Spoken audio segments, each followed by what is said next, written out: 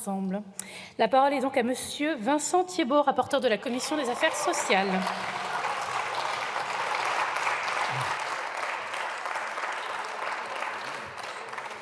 Madame la Présidente.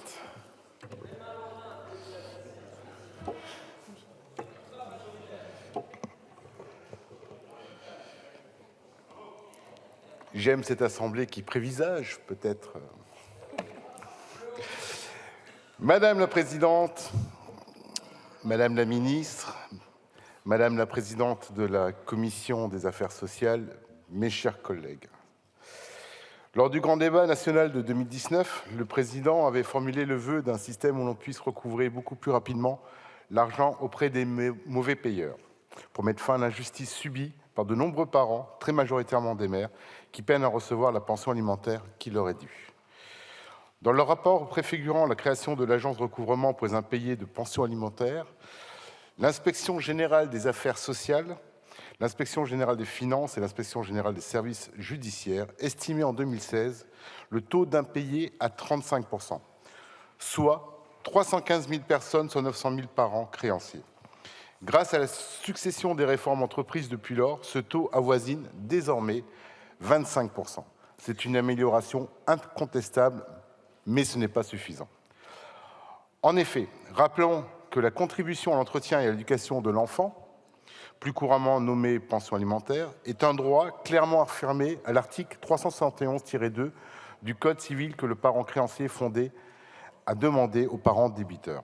La mise en place de l'agence de recouvrement pour les impayés de pensions alimentaires, l'ARIPA, depuis le 1er janvier 2017, a marqué une étape décisive dans l'amélioration du recouvrement des créances et le versement, le cas échéant des aides sociales adaptées aux différentes situations du parent créancier.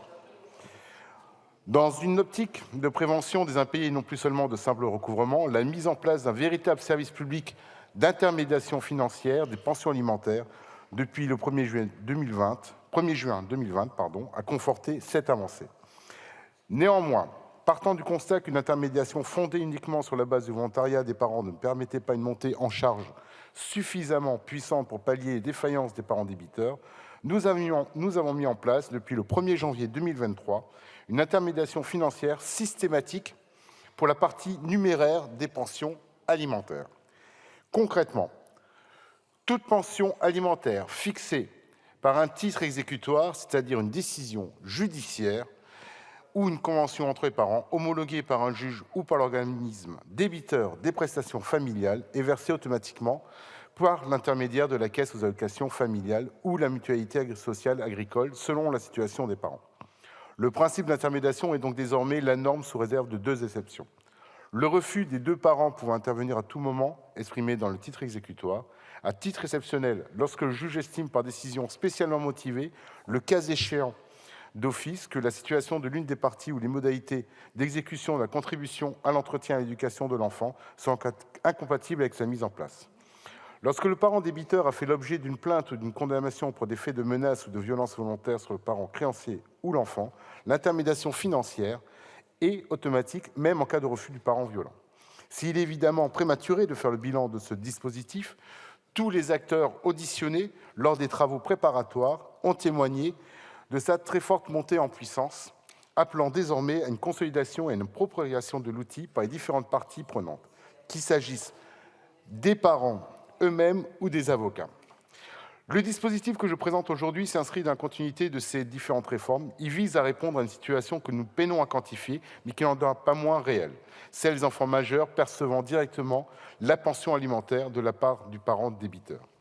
Il est difficile d'évaluer le nombre d'enfants majeurs qui perçoivent directement la pension alimentaire, puisque ce versement intervient dans bien des cas de manière informelle par un accord oral entre les 2 parents dès lors que le jeune quitte le foyer familial du parent qui en a la charge pour suivre ses études. Néanmoins, les travaux préparatoires à l'examen de ce texte ont permis d'évaluer à 5% le cas de médiation familiale assurée par la Caisse aux allocations familiales concernant des relations entre parents et enfants adolescents ou jeunes majeurs.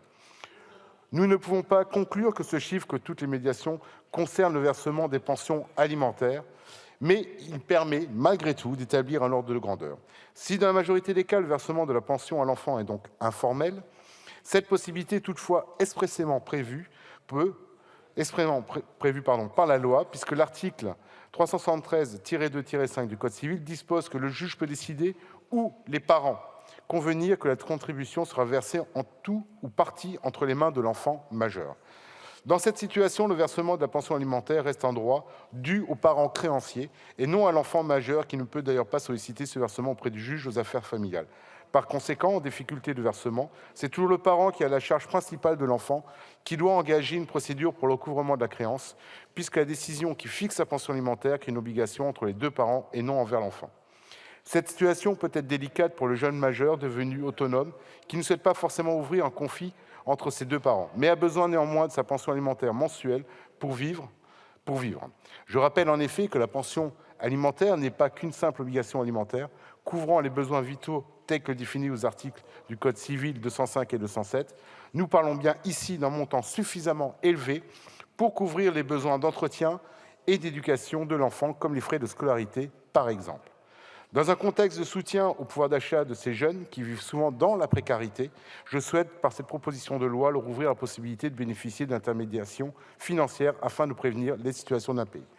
L'article 1er de la proposition de loi complète d'une part les dispositions du Code civil relatives à la situation de l'enfant majeur percevant la pension alimentaire en précisant que l'intermédiation financière prévue depuis le 1er janvier 2023 pour les parents est mise en place lorsque la contribution est directement versée à l'enfant majeur.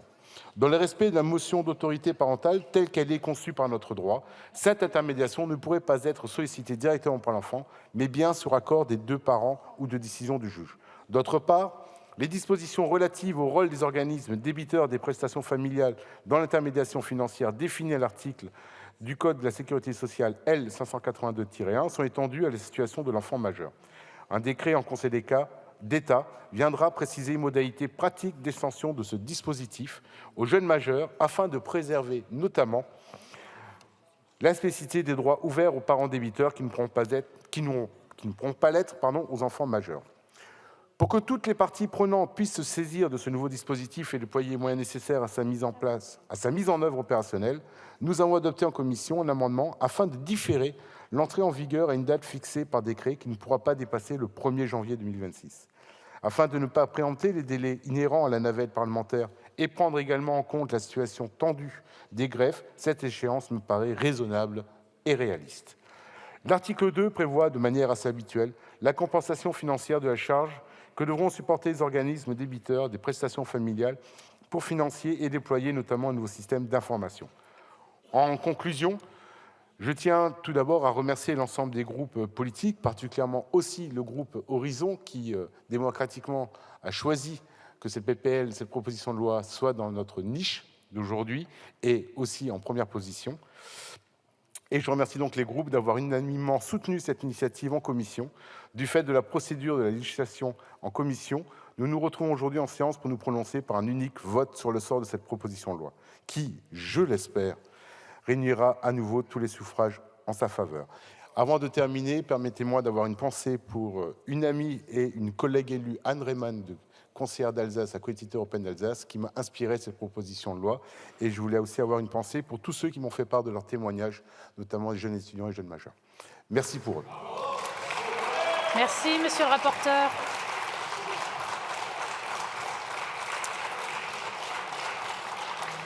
La parole est à madame Sarah